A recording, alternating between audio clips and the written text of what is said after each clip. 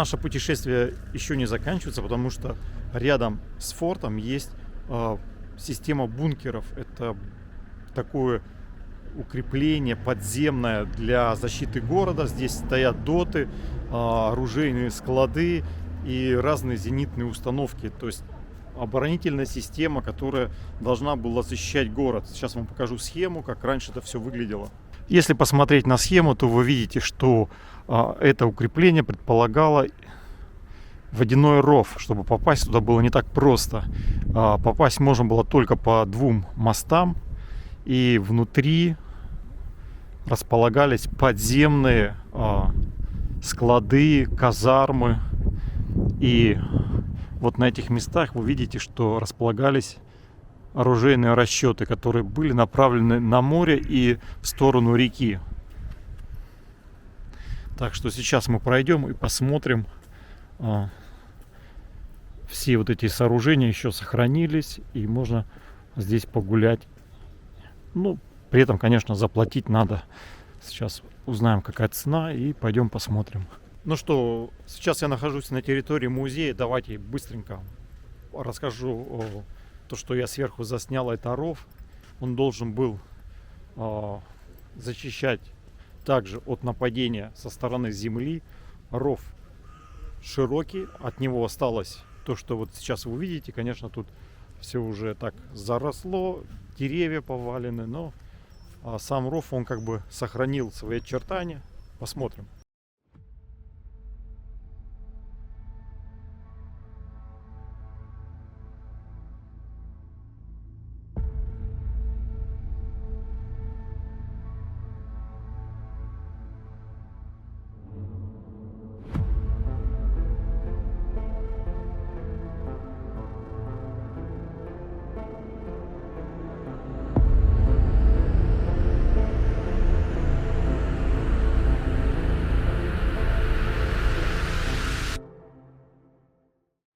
Перед вами историческая табличка, где показано сначала был Верк-4 немецкий, ну а в конце это уже береговая батарея Балтийского флота.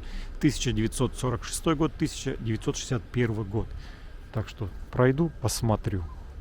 Российская ракета баллистического класса Земля Р-11 была выпущена в 1955 году на самоходной установке на гусеницах. Посмотрите, какая махина. Да, ее, наверное, все боялись. Сколько же там заряда-то было.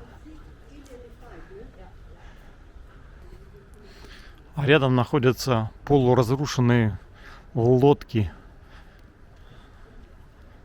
которые еще и сгорели. То, что от них осталось, это кое-где основа. Вот такой пулемет сгоревший. Также здесь есть оружейные снаряды. Каска сгоревшая.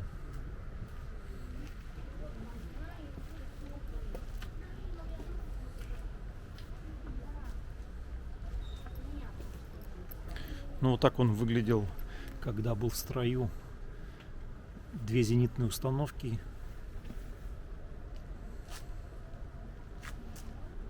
На территории музея находятся вот такие экспонаты. Большие подводные торпеды. Есть поменьше, разные зенитные установки, пулеметы. Все это со Второй мировой войны осталось. То, что защищали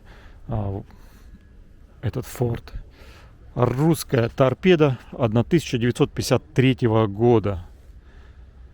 Дальность 20 километров, вес 400 килограмм. Ребята, вот такая торпеда могла потопить спокойно один корабль.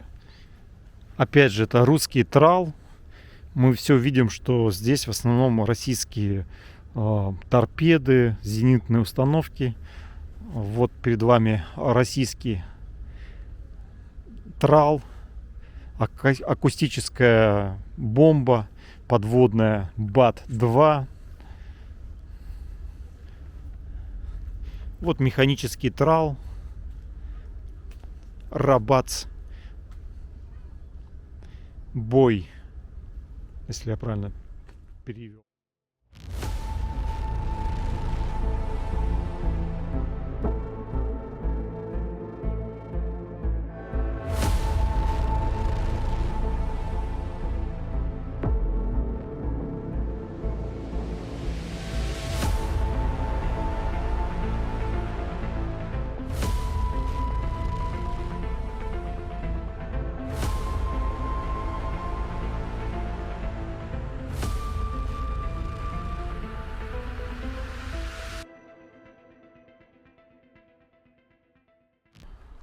Сейчас мы посмотрим, как работали советские радисты. Вот сам узел связи, вы можете посмотреть. Обстановка приближена к настоящей.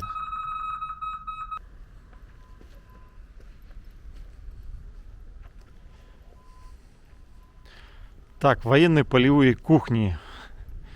Это необходимая атрибутика солдат. Выдвигались в походы, всегда с собой брали, чтобы можно было в полевых условиях быстренько приготовить вкусный солдатский обед. Над входом в бункер стоит дата постройки 1880 год. В таких бункерах хранили разные боеприпасы. Тут же были казармы для военнослужащих. Ну, здесь мы видим это находки, то, что нашли. И подводные мины разной формы, веса. Посмотрите, какие толстые стены, перегородки. Я предполагаю, что такой бункер должен был выдержать прямое попадание снаряда.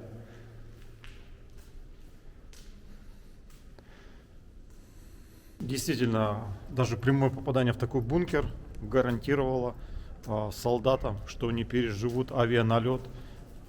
Были такие подземные переходы, люди могли передвигаться даже во время бомбежки.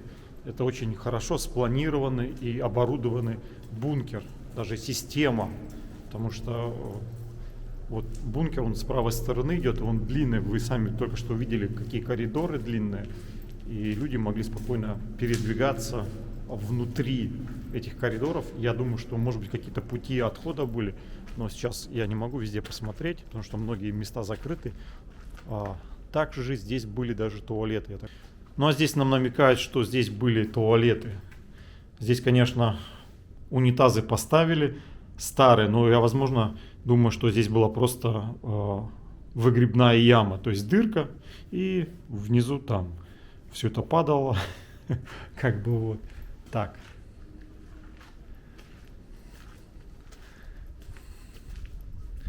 Вот тоже небольшое помещение.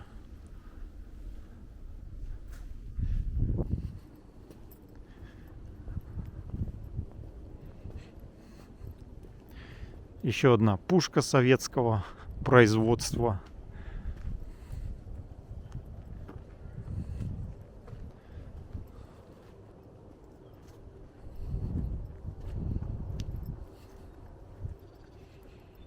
«1944 год, 85 миллиметров. Модель Д-44». Я предполагаю, что это здание, конечно, было построено уже в более поздний период, потому что оно выглядит послевоенным, может быть, в 60-е годы. А вот самый старый подземные бункеры как раз были построены в 18 веке. Вы представляете?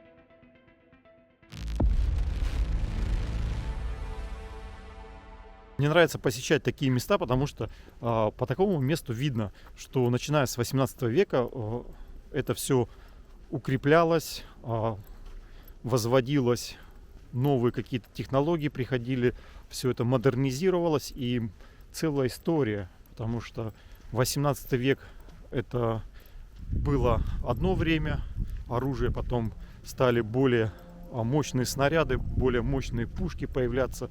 Все приходилось улучшать. И вот как раз по таким подземным бункерам, как все это сверху маскировалось, чтобы с самолетов не было видно.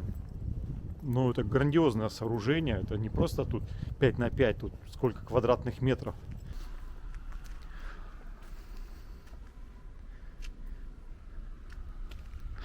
Ну вот рассказывается, что на период 19-20 века на этом укреплении было около 200 солдат, которые обслуживали артиллерийские орудия. Также было 60 матросов и плюс в 90 матросов, которые всегда, ну, менялись у них, как они, видно, уходили, приходили. После войны было здесь советские 485 орудий, и 100 матросов обслуживали этот форт.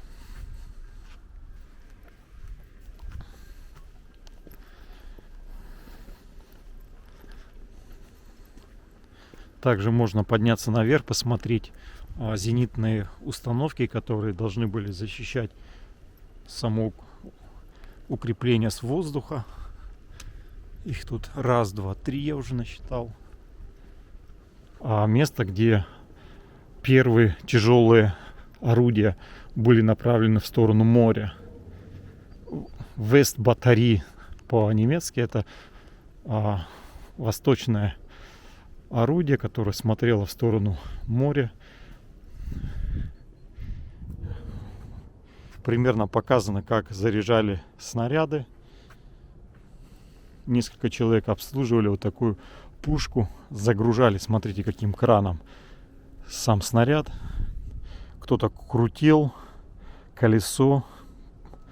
И пушка сама вот ходила по таким рельсам.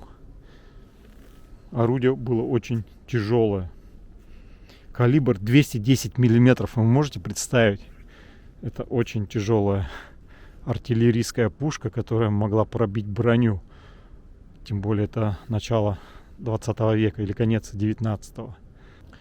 Кстати, следы от рельс, или где пушка могла изменять свое положение, они остались.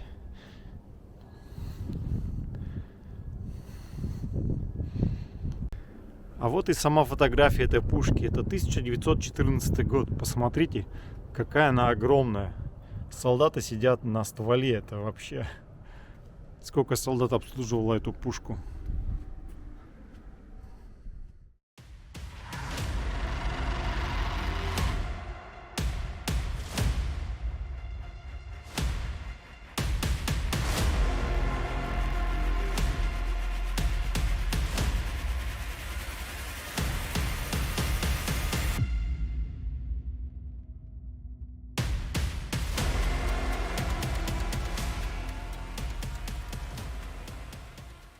Можно спуститься вниз, и мы попадем уже на нижний ярус. Это говорит о том, что при нападении солдаты могли уже по этой лестнице быстро добраться до оружейных расчетов, потому что это все шло на минуты. Выбегали и уже приступали к обороне. Вот они, зенитные установки стоят. Ну а здесь на карте можно посмотреть по годам укрепления с обоих берегов реки, слева, справа. Это 1848 год. В 1871 году уже укреплений стало больше. Вот 1910 год. Посмотрите, береговые укрепления уже пошли вглубь. То есть это все было отлично спланировано, что по реке уже мимо не пройти. Также можно было спуститься вот по такой лестнице на нижний уровень. Быстро. И безопасно. И мы попадаем уже на нижний ярус, где располагались казармы и хранились, наверное, боеприпасы.